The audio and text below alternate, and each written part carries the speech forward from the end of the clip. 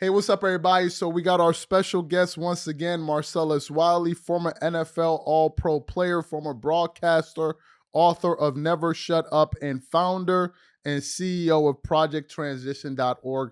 Marcellus, welcome back to the show. Man, you're giving me my eulogy right now. You said former broadcaster. What am I doing now? Just talking? Oh my God. Oh, my God. Hey, my mistake.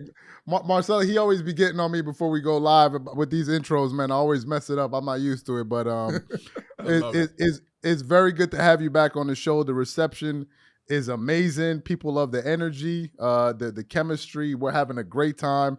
So we're just like, man, let's just do it as much as we can and have as much fun as possible. There it is. So today, man, I got a lot of stuff I want to talk to you about. Marcelo, here you go. Now we come back one time, and then we got a lot to talk about. Let's do it. He said he don't want to play no games today, so I'm ready for you. So I got to start off with the one we actually just dropped a video on our channel about it. Now, as you remember, LeBron recently posted the hourglass emoji. Good. Then all of a sudden, we start hearing about, LeBron may leave LA. He may want to leave. And Brian Windhorst and Stephen A. Smith and all these people are talking about it. Then all of a sudden, we start hearing the Knicks come up. The Knicks come up. And then LeBron goes to play in the Garden on Saturday. He has a great game. At the end of the game, he has the Knicks towel over on top of his shoulders. And then Bleacher Report posts a picture of him in a Knicks jersey. I don't know if you've seen this, but he then goes under the picture and posts an emoji of the Statue of Liberty and the king crown. So my question to you is, what do you think LeBron is trying to say? I think LeBron is flexing right now. Obviously, LeBron knows he has tremendous leverage, but not all the leverage. That's why he has to go to these types of antics and tactics. Think about it. If you can fully flex without doing anything, what did Lil Wayne say? Real G's move in silence like lasagna, right? You wouldn't have to say a word. You wouldn't have to leave breadcrumbs to come find me and help me or let me play for your organization. So as much as this is a sign of strength, it's a sign of weakness. Look, if you're LeBron James, you got a player option next year. It's $51 million. You can like any coach you want. LeBron has a certain type of coach that he wants for the Lakers right now. And I'm sure he wants certain moves to occur. But the Lakers, they've been around the block. They've seen this movie before. They've won championship after championships. They don't always bow down to even that great player. So maybe LeBron is facing some headwind, some friction. So now he has to go to these type of antics to get what he wants. Okay, my question to you is, though, when LeBron got to the Lakers, I think a year after Kobe had retired, obviously it was not working. They didn't make the playoffs that year. He got injured. Then it became clear that LeBron needed talent. They went out there and got rid of their youth, Kyle Kuzma, Lonzo Ball, and all of these guys. They brought in Anthony Davis. They immediately got better. Time went on. They started giving up draft picks to get more stars and all of that, all those stuff. They end up winning the championship in the 2020 bubble. So the Lakers have invested a lot into LeBron, his team, his camp, and everything and what he wants to do.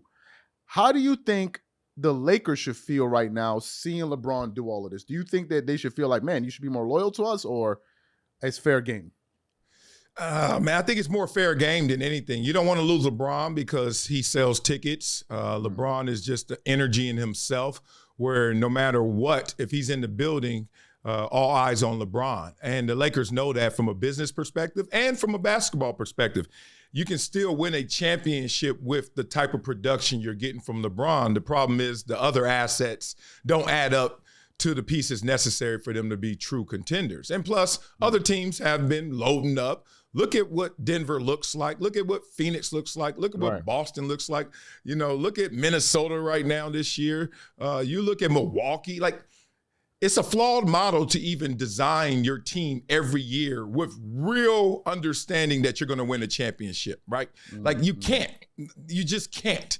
Now, the Lakers, they have fooled themselves and actually have found themselves in that position before. But now this is not it. And they know that. So therefore, they're letting go some of the expectations with LeBron. That's why LeBron is starting to flex like, yo, y'all not going to do what I need to go get this championship? And I think behind closed doors, some of them are like, LeBron, we can't do anything to win a championship with this team as it is. And we can't make enough moves to compete against the other teams. So we're going to throw away everything in the pursuit of it this year, or are we going to be smart, manage our assets, and try to go strike at a different time? It's seasonal for most teams to win a championship. The Lakers not used to being in this position, but they are right now. So we know that he wants to win. That's been his thing. He wants to win. And now he's looking at the Knicks. The Knicks are one of the top 4 seeds in the Eastern Conference. They're the number 4 seed right now as we currently speak after their loss to the Lakers. But they have won 9 out of their last 10 games. So the Knicks have been playing very well. As somebody that grew up in New York, I know Knicks fans are excited. How do you think the Knicks should feel, given everything that they got going with Jalen Brunson, the energy? Julius Randle and Jalen Brunson both made the All-Star team. If you're the Knicks, do you want to interfere with what you got going on to bring on LeBron James? Yeah, that's tough if you're the Knicks, because you feel like, look, we've been in this kitchen cooking this up, with the flour, with the eggs. We baked this cake, right? Exactly. And then, okay, now you want to be the icing or the cherry on top, but, man, you didn't put in on this. You wasn't with us when we were shooting in the gym, right? Exactly. And then all of a sudden you're going to show up and then get all the attention, get all the praise when it goes well, and then we're going to get all the blame for even making the move if it goes wrong, right? Exactly. And that's how it usually lands with LeBron, and LeBron knows that. But, hey, who's going to say no to the pretty girl? Like, everybody talks about, she thinks she saw that. She saw stuck up. LeBron. And then as soon as LeBron say, hey, how you doing? Oh, hey, LeBron. Next thing you know, you're in love with LeBron. So I just think that the Knicks know that right now they got the gas. And if they get that flame, if they get LeBron James, just in business perspective alone, right, let alone on the court, like LeBron integrates very well everywhere. So right. I think LeBron would find a way to do it if he had that type of defense, that type of energy, and those pieces that they have. I think they could make some noise. I just heard you just spoke about defense, and I'm glad you brought that up. Put yourself in the position of James Dolan, the owner of the Knicks. You're going to be selling tickets, whether the Knicks are good or bad. For whatever reason, the Garden's always packed. If you're James Dolan and you look at everything that comes with LeBron and he's 39, do you still want to go after him? Oh, absolutely. Think about it. Don't cap yourself now. I don't know what you've sold in your life before, Charles, but let's say you had 10 tickets to sell and you sold all 10. What's the first thing you think about? Man, I should have charged more. Right? And so if you think about it, if you're James Dolan, yeah, I'm selling all these tickets. Everybody comes to MSG. Damn, if LeBron showed up, I could sell them for more.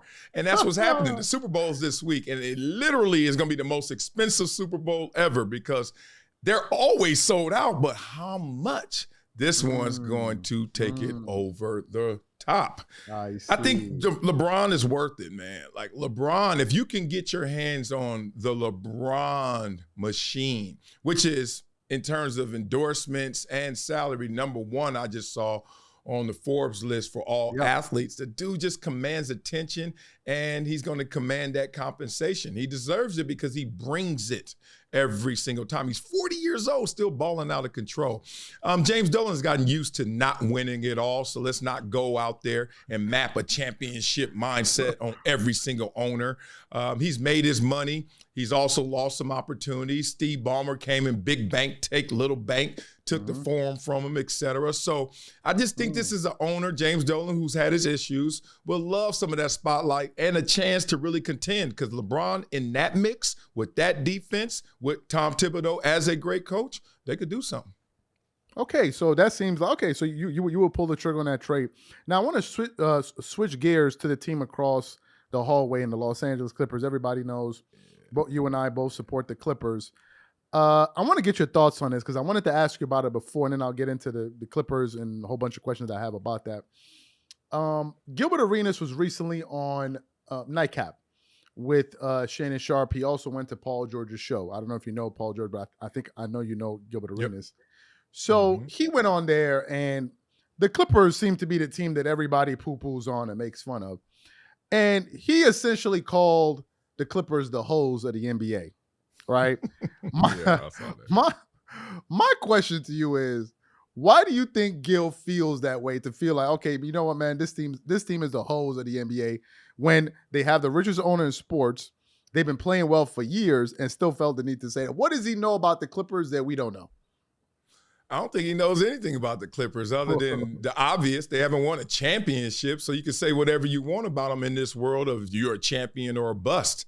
And I think that's what a lot of players are doing. And we talked about this, how former players are now buying into what the media has told us for decades, right? So this whole narrative of like, you got to win championships or else, it really wasn't at the beginning and the origins of sports in terms of greatness, right? You didn't have to do that. And then when it started to insert itself, it wasn't even uniform. Like, if that's the case, Bill Russell's the best player ever, and shut up. Everybody shut up. And we don't shut up. We keep talking because we know we're just talking out of both sides of our mouth. It's not just championships. It's not just how many rings. There's much more to it.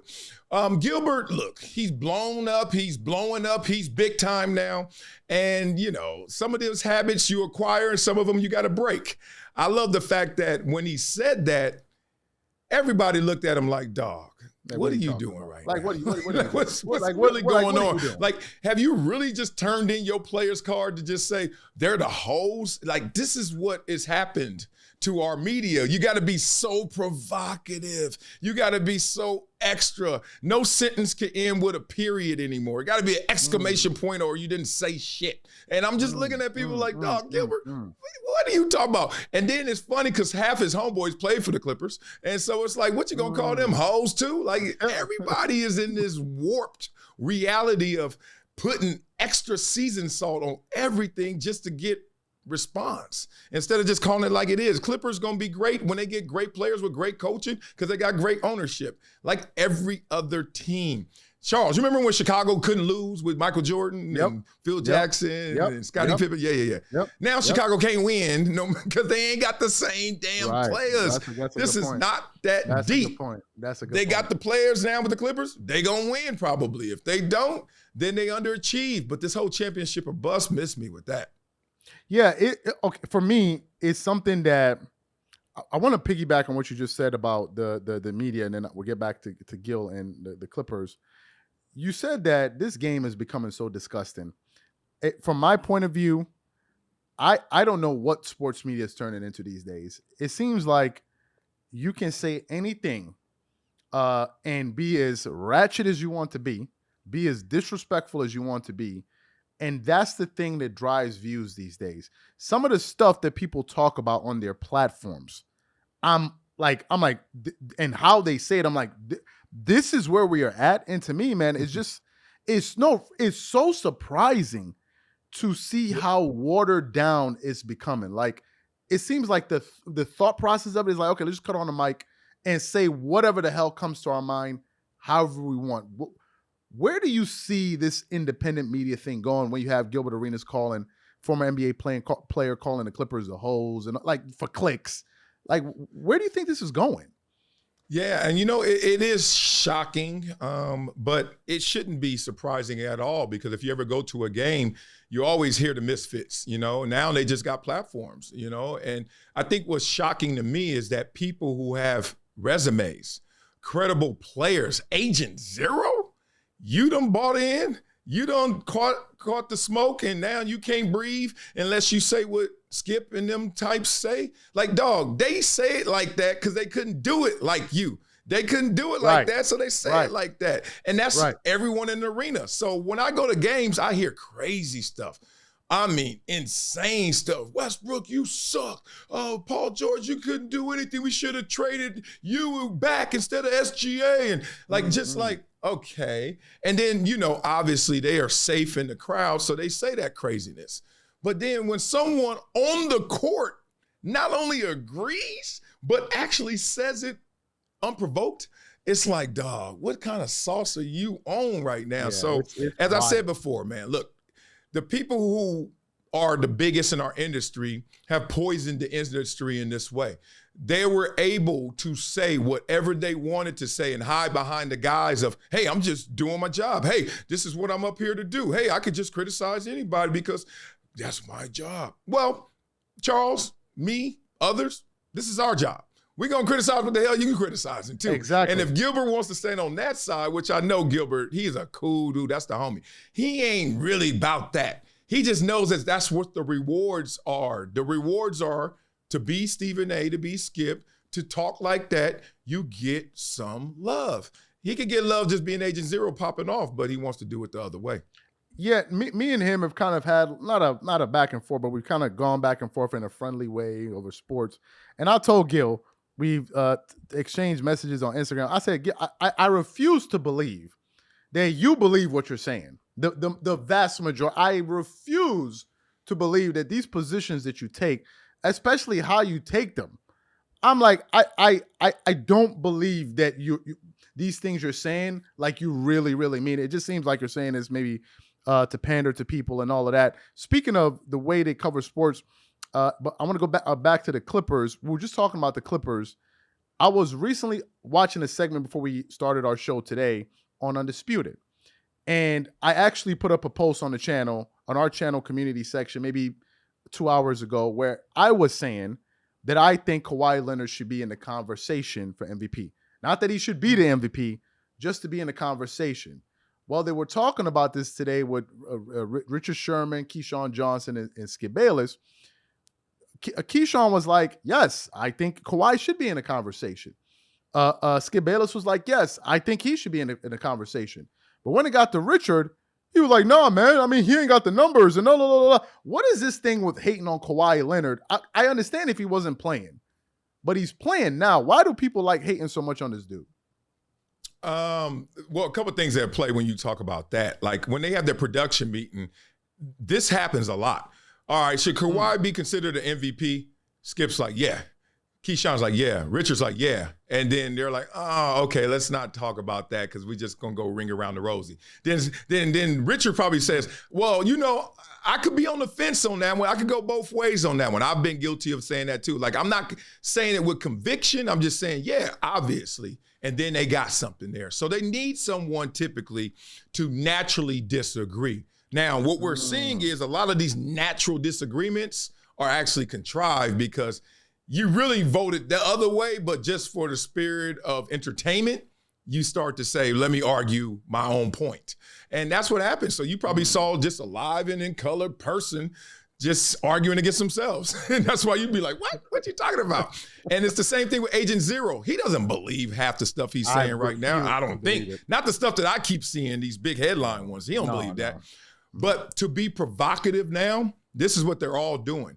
To be provocative now, you got to say something that sounds like it's right, but then you know it could be proven wrong.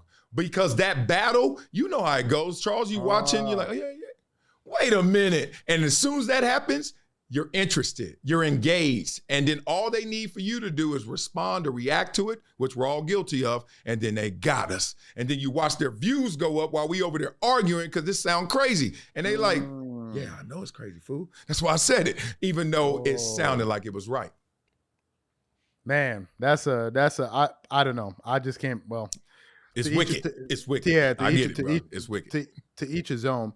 As someone that's from LA and LA native, I got to ask this question. I've only been to LA one time in my life. I couldn't believe that place was real with the weather. And I'm like, nah, I get it. Now I see why everybody likes this place. But yeah. I know the Lakers, I mean, LA is a Lakers town. I get that.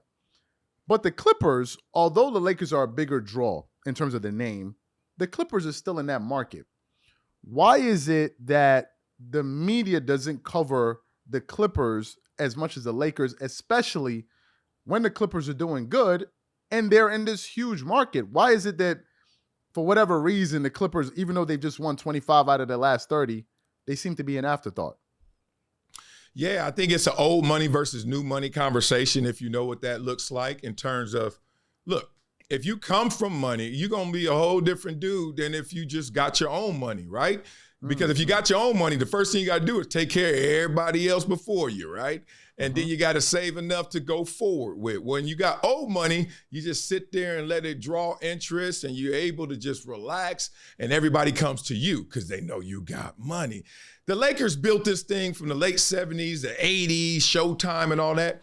Not only do they have that type of equity in Los Angeles and globally because they were so successful, But so many people wanted to be around the Lakers because that was the first entertaining franchise that was winning. Like most of the time back in the days, if you were living the life, like Dr. Jerry Buss, respect, rest in peace. If you were living the life, you had cheerleaders, you had the Forum Club, Magic was out all night and still balling all day. Like when you did it that way, usually you weren't successful.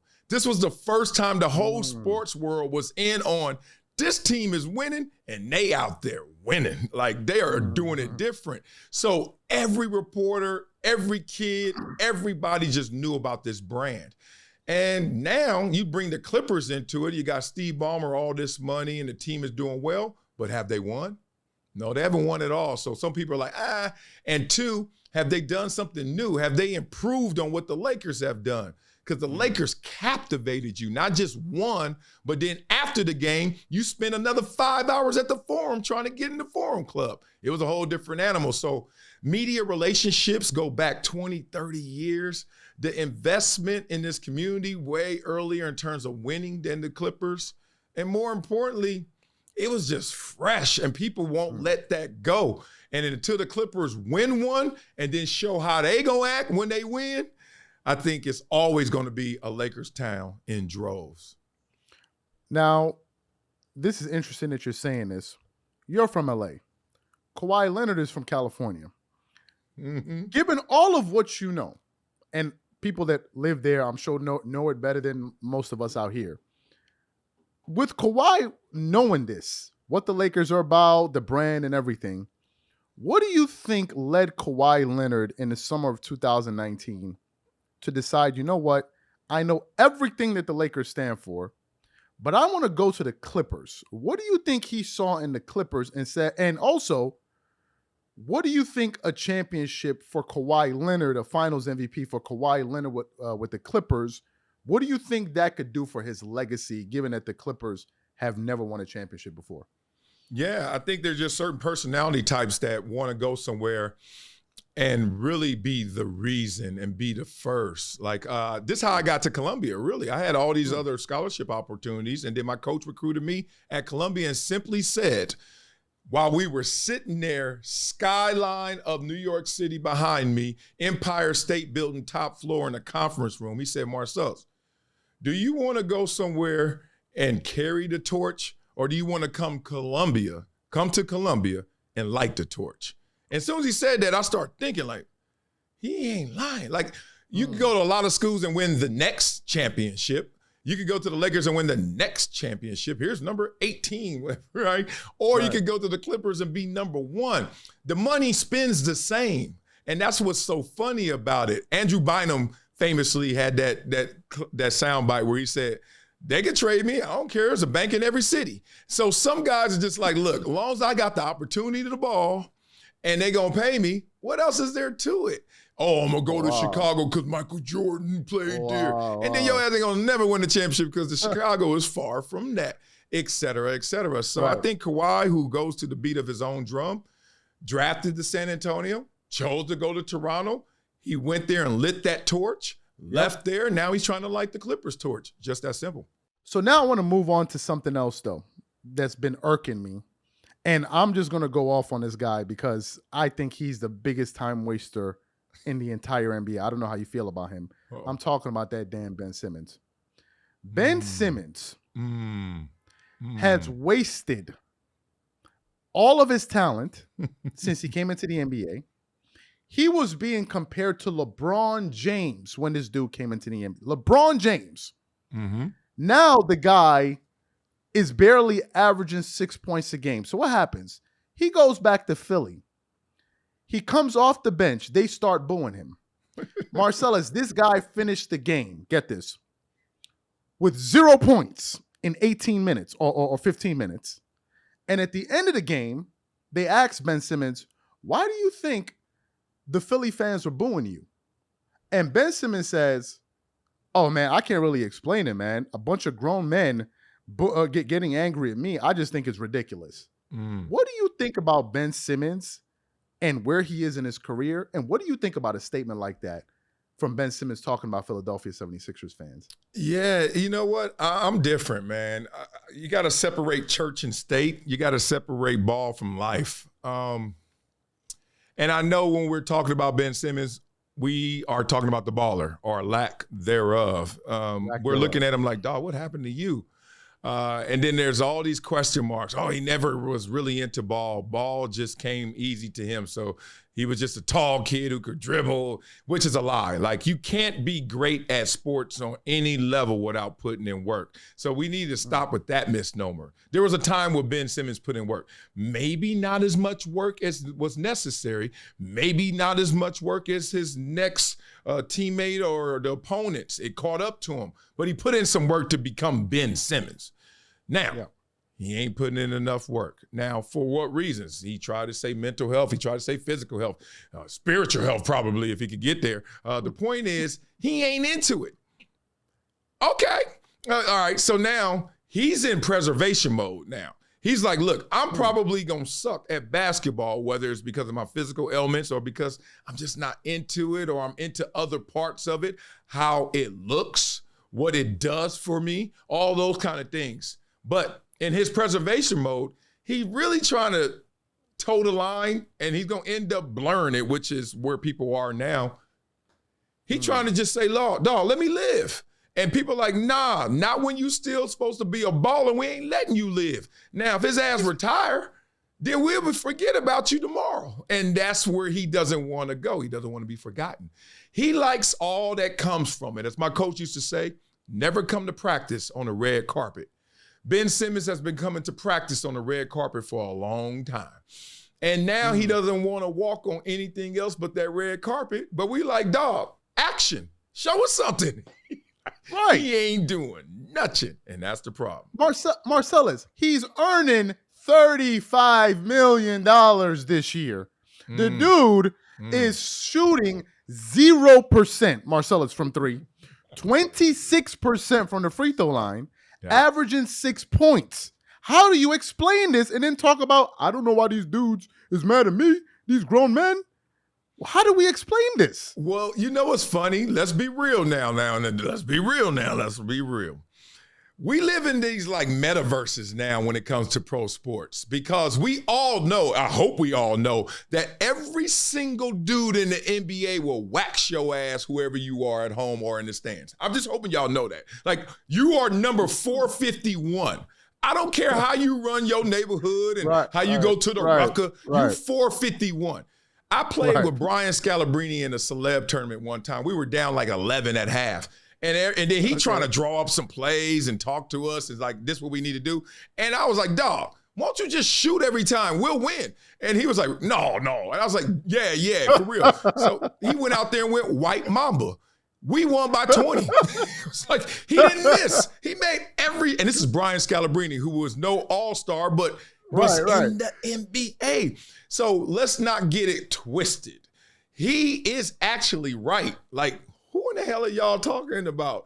I could beat all of y'all, but that ain't what we judging you by, bro. We want you to beat them, not us. Right, exactly. Right? So, but be real, Charles. If 451 came to you woofing, the competitor in you be like, wait a minute, dog. Won't you get LeBron to say that? Won't you get some of these other players and peers to say that? But for you to woof at me like that, he got a little bit of a point, even though it ain't the way we do business in terms of how we look at our athletes. Come on. Fair enough. We're going to segue into another point. Another question. Kobe. Before Kobe passed away, Kobe was saying Ben Simmons was going to regret if he doesn't maximize his opportunity now that he's in the NBA. That's what Kobe was saying. Because Kobe was once a young, raw talent that was not developed, but he had the drive to develop as a player. And it's one of the reasons I got Kobe in my top three. I got to ask you, I must ask you, top three, what turned you into a Kobe Bryant hater? Oh, Charles, you've been reading them comments, or it finally caught up to me. First of all, before I even tell you what's behind me being a Kobe hater, Top 3? I love when someone says top 3, that means he's 3. Who's 1 and 2? Because he ain't 1 or 2 because you would have said higher. And people, see, I know all the tricks, Charles. You can't play with me. So who's 1 and 2? Michael Jordan. Okay. Kareem Abdul-Jabbar.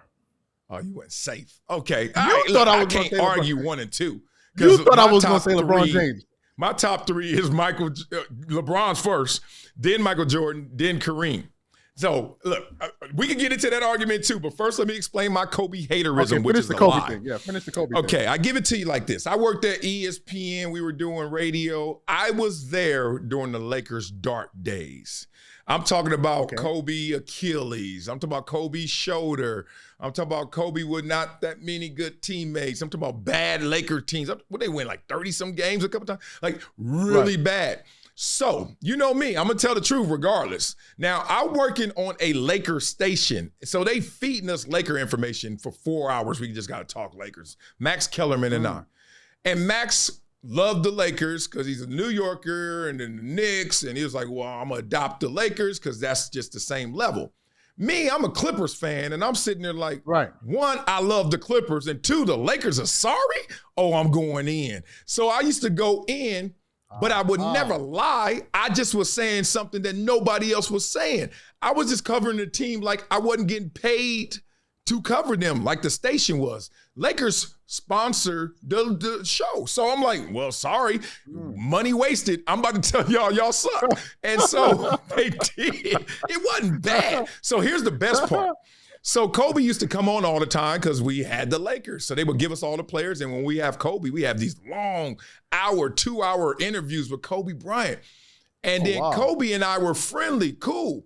And then it's so funny. Kobe used to always tell me, he's like, Wiley, I like you a lot. You know why? Because you the only one that tell me how I really play. You the only one that would say, hey, my shit do stink too. So here's the funniest thing. He knew when he wasn't doing well, and he would laugh at everyone else who was still kissing his butt, even though he knew he wasn't doing well. Kobe was too real for even the fakers. So when people used to give him all that love and stuff, he was like, man, I wasn't even that good. So Kobe and I used to laugh at it. Max and him were really cool. Like, they used to text each other and talk to each other all the time. But I wasn't a Kobe hater. I just wasn't a Kobe glower like everyone else when Kobe wasn't glowing. And then he even liked it. So if he was cool with it, I don't give a damn what a fan says. Forget those comments, Charles. Don't be coming at me like that. Okay. So I didn't know you knew Kobe to that level. Yeah. Do you have any interest? Because Kobe was one of the only 2 people I ever wanted to meet. Kobe was one of them. And when he passed away, I was like, well, ain't nobody else I'm going to meet then. I mean, Kobe's gone. So I was like, do you have any, first of all, what was Kobe Bryant like in person? And do you have any interesting Kobe stories you could share? Yeah, I mean, look, I think a lot of people were able to see Kobe evolve in terms of what type of person he was. I met Kobe when he was a rookie. And he was in LA. I remember meeting him at Cedric Ceballos' big mansion party, right? Now I'm talking about mid-90s, late 90s. Cedric Ceballos used to throw the biggest, baddest, look like Death Row Records parties. Like, it just was massive. You had to take a shuttle and then take a flight and then another shuttle just to get into the damn front door, right? It was just silly. And so I'm there and I'm in the league. I think this is like his first, second year. And I'm in the league and then it's Kobe Bryant. So we getting introduced. I'm LA local. He played for the Lakers. He big time. I made it. So we all just chilling. And I remember Kobe wasn't feeling that party. Like, Kobe was in a whole different world in terms of looking around. Like, it just looked like rapper video 101, right? And I knew Kobe wasn't feeling that. So Kobe had a little more sophistication to his style than what we were doing. We were just acting up donkeys. And so Kobe, I remember Kobe said, yeah, I don't know how many more of these parties I'm gonna hit. I was like, yep, I ain't see Kobe on the circuit no more. No more. He went to Orange County and did his dizzle. So I was laughing at that. Who was Kobe? He evolved. Then he got from there, the Colorado scandal and all of that. He got dark. You know, he had to go into Black Mamba mode. And he got that name, actually. I don't know if he knew it, but it came from DeAnthony Thomas, a local legend out here, went to Crenshaw High School, who Snoop Dogg called Black Mamba. Then all of a sudden, Kobe takes it, and Big Bank takes Little Bank. Big name takes Little Name. So DeAnthony Thomas, who ended up going to Oregon and played in the NFL, kind of lost his nickname to Kobe Bryant.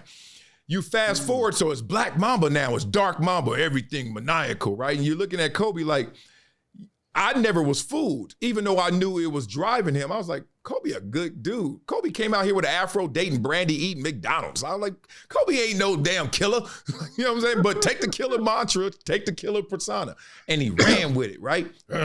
My teammates on the sideline smiling. What they smiling about? We only tied in this game. You know, he used to do all that stuff, and I just laughed. And then he turned the corner again. Have you noticed this? When he was retiring, and at the end, girl dad, right? And yeah, he became so friendly. You're right. You know why he became so friendly? Because he finally let go of that fake persona that he didn't want to wear, but he had to protect himself after Colorado. He had, look, whatever happened there, and I got stories about that, but whatever happened there, it went at his reputation, right? And so to just protect himself, he put his armor on. And that wasn't who Kobe really was, to the point that when it was over, Kobe, the real Kobe, came out. Girl dad. The real Kobe came out. Nice to the fans. I saw Kobe at games. I was like, what you doing? He's signing shoes that fans were handing to him when he was on the sideline hurt or not in the game. Kobe would have never did that back in the Black Mamba days. So in terms of off the court, look, he was a superstar. It was crazy. Like, it's weird when you hanging with him, you ain't really hanging with him. You hanging with him, and everybody that notices that's Kobe, which is like thousands of people. He gets mobbed everywhere he goes. It was crazy. But he was a real sincere, genuine, sophisticated, intelligent dude. Like direct, really like well-rounded. Like I think a lot of people got to see that, but what got mixed up in the signal was that Black Mamba time where he just locked in like that pit bull. But then he became soft-hearted, light-hearted, right? So the guy who wrote books and children's books and the guy who knew all those languages and the guy who was just like chill. Every time we hung, every time we got to connect, man, it was just like you were really with a well-oiled, mature machine who just loved life and didn't like BS. That's why I wasn't a Kobe hater, because he knew I wasn't BSing. Wow. That's a beautiful story. I got to ask, just before we leave this topic, when it got bad between Shaq and Kobe and they ultimately decided to go their separate ways and Kobe said, no, I want to run the team. Shaq has always said that it was all calculated. They were really friendly. They were just pushing his buttons on the basketball court. It was never like that. I've heard other people say, no, these two gentlemen had some issues. How was it towards the end of Shaq and Kobe's run in LA, if you know anything about it during that period, if you have any thoughts on that? Yeah, the toughest thing about it was there was enough room in that room for them both to coexist. They won back-to-back championships. And it's funny you bring all this up, all this Laker talk. I was just at the Lakers practice facility on Saturday. We took our team. So my team, I coached basketball along with Jesse Buss. Who is Jesse Buss? One of the Lakers owners. So his son, Jaden, my son, MJ, they're kind of like our 1-2 punch on our basketball team that hasn't lost a game in 3 years. Let me stop. Wow. All right, so we're doing pretty well so far. So good. Let me stop. So we always take the kids up to the facility. They're amazed when they see LeBron's shoes and AD shoes and just playing around. But when you're there, you're just flooded with all the Kobe images, Shaquille O'Neal images, and all the other greats. They could have existed under the Lakers brand and continued to rip off championship after championship. But what started to happen was we are before social media in terms of attention is currency. Like you could be famous in LA and got $5 to your name, but guess what? That feels like you got high value. So they start playing the fame game on Kobe and Shaquille O'Neal. Basically, whose team is it? And it was weird because, well, obviously, wasn't it Shaq's team? He's the most dominant force. He's the finals MVP. He's older. He's the guy. Yeah, right. But then Kobe's drafted to this team where he's traded to this team And Kobe's like, okay, can I get mine? Can y'all say my name first, not just Shaq and Kobe? Can you say Kobe and Shaq? No? Okay. Well, can it be, well, I'm on the same level because you see me coming. And it was always perceived in attention that it was Shaq and then Kobe. Right. Well, imagine if you're, as you would say, Charles, the number 3 player of all time. You didn't say Shaq was top 3. You said Kobe. So imagine that dude is sitting there looking like, everybody keep talking about this dude. He good. He great. But he ain't working like me. He probably ain't better than me if y'all let me shine. And that's what happened. Kobe, the drive of Kobe and the fact that Shaq could casually go out there and still own the court was just too much, man. It was oil and water. It was 2 different styles that weren't going to complement each other off the court more than it did on the court. So it came to a head. A lot of beefs. That's why every rap group breaks up. Who getting the most shine? It's the same stuff. Right. And Shaq got way too much more shine, way more shine than Kobe. I appreciate the story. Now that we're on Kobe, I want to segue. Kobe was a hard worker. You know, he played 75 plus games, God knows how many years. A guy that would leave it all on the floor. I look at the current state of the NBA today. There was a new rule that the NBA put in place. I'm sure you heard about this new 65 game rule, which says that in order for you to be eligible for certain postseason awards like All NBA, Defensive Player of the Year, MVP, blah, blah, blah, blah, blah, you need to play a minimum of 65 games, this according to Athletic, with a minimum of 20 minutes in those games. NBA players are not hollering and screaming and this and this and this is unfair. Joel Embiid gets injured. He's out of the conversation. Given that we just finished talking about Kobe, you said LeBron is one of the top 3, the greatest player of all time. He's an Iron Man. He's somebody that shows up when he's healthy. He's going to play. He did that for 15 plus years. What do you think about players today complaining about a rule that was created because they were sitting out games when they were perfectly healthy and then they agreed to it in the new CBA? What do you think about players complaining about this rule? God, I hope I could say this concisely where people could understand. We know these players are complaining now because we know the players of yesterday didn't complain. Now, they actually did complain, but they didn't have the same outlets. They didn't have the same type of compensation. They didn't have the same levels of options. So what we now look at and what we now hear is something that we didn't hear before, but was still being said.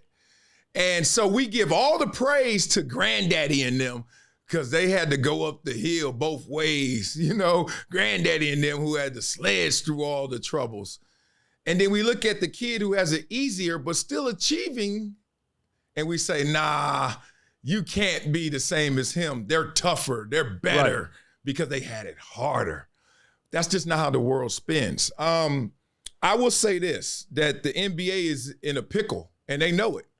To mandate 65 games in 20 minutes is now caught up to them because they're already seeing a potential MVP suffer from the same rule that's supposed to make the game bigger and greater, not hurt the game in terms of taking down one of its stars, one of its poster kids in terms of what they try to market. But this is the thing about it. If you look at this world, and it's the same thing with the NBA, that perfect is the enemy of good. We all know that. So we're not going to have a perfect system. And there are no solutions, just trade-offs. So they try to solve, how are we going to motivate players to go out there and play all these games? You can't. Oh, guess what? You end up doing a trade-off. So now, by you trying to say, basically they were thinking, players, y'all don't want to play. Players, y'all taking these games off. And you know you could if you were tough like yesterday's players. And the players are like, some of us maybe, but most of us, nah, I'm hurt, bro. It's just that simple. And now it's caught up to him because a big dog is going to suffer. And he ain't the only one. It's going to start sniping more and more of these great players. So what does the NBA do? What's the solution? Where do we go? I mean, they can't turn around and just say, well, okay, we scrapped the rule because Adam Silver's and these guys are going to look ridiculous if they did that. So Do you think that the players have to find a way to just adapt to this new rule and just move on, or wait for the next CBA? Look, I think the NBA allowed this to become too loud of a narrative. I think that they got themselves caught up in pandering and trying to say, yeah, we're listening to our fan response. So now, look, you look at it, 82 games is too much for these guys to play in the back-to-back schedule. And sometimes it gets really intense when, 7 games in 10 nights, et cetera. You've seen that before. They looked at it from the wrong perspective. You should have looked at it. If I'm running the NBA, I'd simply say casualties of war. This is what happens. You go to battle 82 times, guys are going to miss some games. And then the fan response, the way you deal with it is either you give an incentive package to these fans, you figure out some kind of, well, okay, here's a little compensation if a star doesn't go here or there, reduce ticket prices, et cetera. No money needs to be exchanged. You just kick back to the fans a little bit. They got the money to do it. They got the opportunities to do it. Instead of saying, no, we're going to change our rules and force our players to do something that they can't do physically because we think the fans are getting robbed on some of these big games. The craziest thing is this is all about the TV ratings and the TV companies complaining. They're like, dog, we got y'all on big game national TV and no LeBron's this. Like, and then they put it on the fans. Like the fans, no, it ain't the fans. It's 20,000 people at the game. It's us at home watching like, oh man, I don't want to see this. But how many times has anybody ever went to a game, saw a star not playing and don't watch? You stay. You're gonna stay. You stay, right? Yeah, so those people stop acting like it's them. And then the ones at home, I watch games like it's wallpaper. I mean, it's rare that it's a game where I'm like, shut up. No, MJ. No, I'm not getting my kids nothing to eat. Like, how many games is that? I think they blaming these fans because they got pinched by them TV networks who told them this ain't what we bought. This ain't what we signed up for. Y'all better fix it. They overcorrected it to me. Okay, so let me play the devil's advocate real quick, and then we close out with a few more questions. You played in the NFL. You were all pro, a pro player. What if you then, as somebody that played in the NFL, you're watching NFL players today say, man, listen, this league is really tough. I know we're playing these amount of games, but I think that the workload is too much. I think that you should lower the requirements of games. I don't know if this exists in the NFL, just make an example. And say, in order for you to make the all Pro Bowl team or be qualified for MVP, I think you should only play 10 games and still qualify. As someone who played in the NFL, who had to go through the system then, are you still in support of these guys? I'm in support of the players. I really don't think it's as many players as people think are tapping out. Okay. I think, people really, I think there's a general conception that they're tapping out. No. What they're trying to do is manage the short and long term of their behavior, of their health, of their career, right? You can go out there and play ball. I played ball on a broken foot. And I had surgery. They told me it was going to take 8 weeks. I came back in 2 weeks. Fans love me for that, right? Oh, look at him. He's all in, courageous, smart. Oh, this dude, he is what we need. He is the one that's focused, determined. You know what happened? My body started breaking down years after that. The next year, I had another injury. What was that? My abdominal wall. Why? Because of compensation from running on one leg. Then the next year, what happens? Another injury, right? I had the back surgery first. So you got to understand, you only got one career. How do you manage it? And people don't want to respect players for managing their careers. That perspective. Okay. You got to. If not, you're going to burn through it. You got an injury. You want to play through it to appease the fans and the team. Okay. And then when they use you up, Isaiah Thomas, remember him? You up and you hurt when it's money time. I remember that. Who's there for you? Fans? Teammates? Owners? Nobody. So there's a balancing act that has to happen. And I don't like when the people out there start to put the narrative in the wrong place. Stop blaming fans because fans don't like it, but they can deal with it. Stop blaming players because players are trying, even though they got to understand players ain't going to play through all stuff because you shouldn't. It's going to affect you. It's going to cause compensation. You'll be injured later instead of just healing now. It's the TV networks. It's the money. Follow the money all the time. You're going to find where it's at. It's just a money play that they're trying to make sure that they escape the conversation and the real talk. Let me get you out here on 2 questions. You just spoke about TV networks. I'm sure you've heard the numbers that ESPN First Take, for example, ESPN in general, but ESPN First Take has really been dominating the ratings, especially against Undisputed. They've been doing very well with Shannon and these guys over there. And when the story came out that Shannon Sharpe was going to be leaving and they were going to be bringing in this new talent, Rachel Nichols and all of that, I thought of someone, one of your former partners in Max Kellerman. I'm like, well, Max Kellerman would be great on one of these shows. He's great. He had his own show. He has experience doing a show like this, a morning show like this. With some of the struggles in terms of ratings, especially on Undisputed, what do you think about? And I'm not saying to talk about Max Kellerman's business or anything like that. What do you think about FS1 potentially going after Max Kellerman to bring him into the fold? Because I think he is immensely talented. Just to get your thoughts on that, just something I thought about. Oh, he is a talent. Come on now.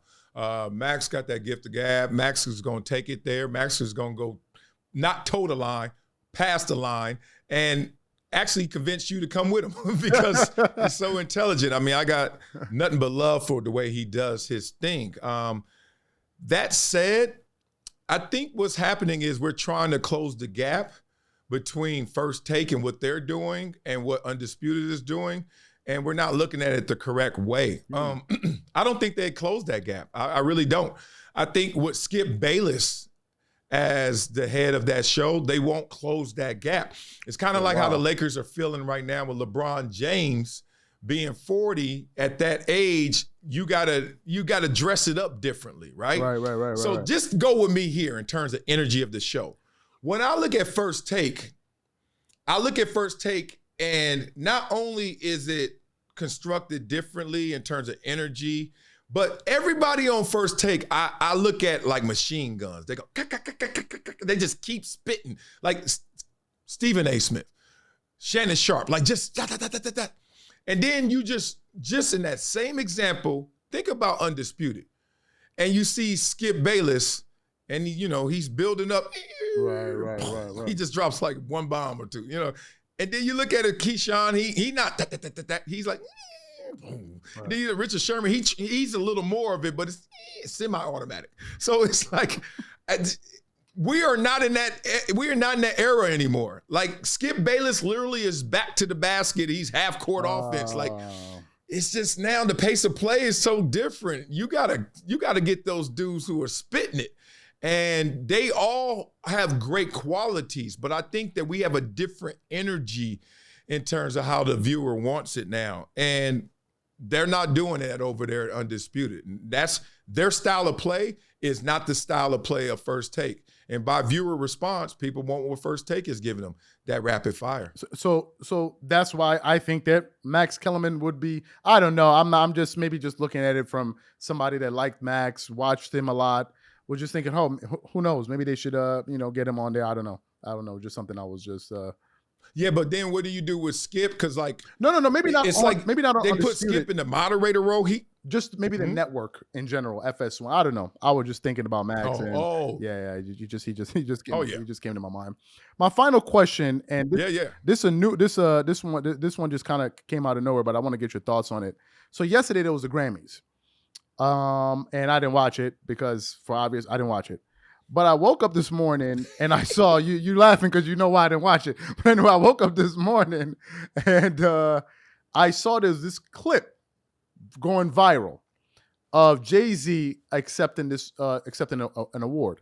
So he goes up there, he's with his daughter, he accepts the award, he's thanking the Academy or the Grammys, and then he goes on to say, he just finds it to be weird that his wife, Beyonce, is the most decorated artist in terms of Grammys. She's won the most ever, but she's never won Album of the Year.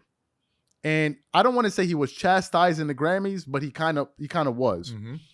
What are your general thoughts on what Jay-Z had to say to the Grammys on that stage? Do you think it was inbound? Do you think it was out of bound? Do you think he should have said it on another platform? Or last night was the perfect time to say it? What are your thoughts on that? I mean, last night's the perfect time to say it if you want the most attention for what you're saying, and he got the most attention out of it. Like, you're supposed to be complimentary in those moments, so we all know when you go up there and you say anything against the grain, oh, it's going to be viral. So especially when you're Jay-Z and you're there with your daughter, obviously, Blue Ivy. So what I thought about at first, no lie, the athlete in me was like, so he's basically saying, how does she win all these games and never win the championship? Right? And I kind of looked at it in that way, and I was like, well, that happens. That ain't nobody's fault, but that happens. Right. So that was my first thought. But then Jay-Z is smarter than that, right? There's a different play here. This is a power play. This is something that goes beyond, she just needs to get another Grammy in this category.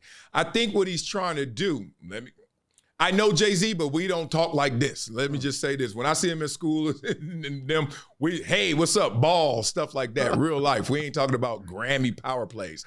But I would say, let me just guess, and I hope I'm wrong and he checks me on it, but maybe I'm right. I think that Jay-Z, where he is in his life and his level of power, is trying to maybe shift the power away from the Grammys and how they're the end-all, be-all.